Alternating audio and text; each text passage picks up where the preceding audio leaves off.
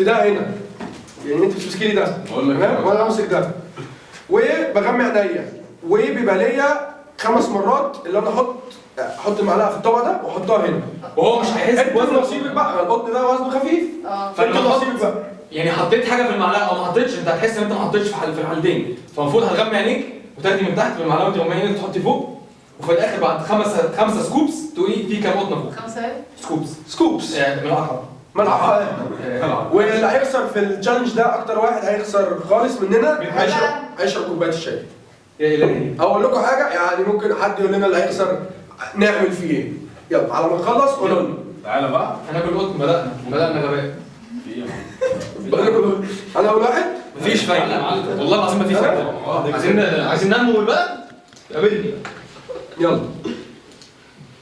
طيب مكاوي انت بايد واحده امسك دي الفاضيه اهي على دماغك بايد واحده بايد واحده اي واحده فاضيه يا ابني ليه كده؟ دي الفاضيه دي معاك حطها فوق دماغك تمام امسكها بايدك وامسك المعلقه والطبق اهو تمام حط له الطبق لا انت امسكهولي بقى اهو انا ماسكه ينزل تحت تمام تمام تاني هو هيعمل 5 بالمعلقين 1 2 5 مرات سكوبس تمام وهو لو حط قطن اصلا في المعلقه الوزن مش بيبان فمش هيعرف فبعد 5 مرات هيجس يقول في كام قطنه على دماغي خلي بالك بس الباك دروب والنبي فين؟ هات حط ينزل يلا بسم الله الرحمن الرحيم تمام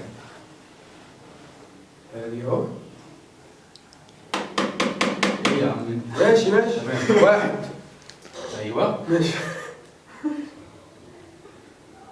ايه الحوار؟ كمل يا عم بشوف بس الوزن ايه الكلام تمام 2 يا عمو 3 تمام طلع الصفر قطن ملون ها اصحى 4 يلا اخر واحده لا دي حاسس ما فيهاش دي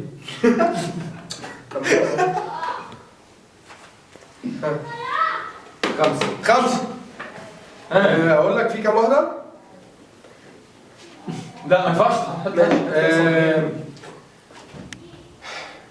3 ايه ده؟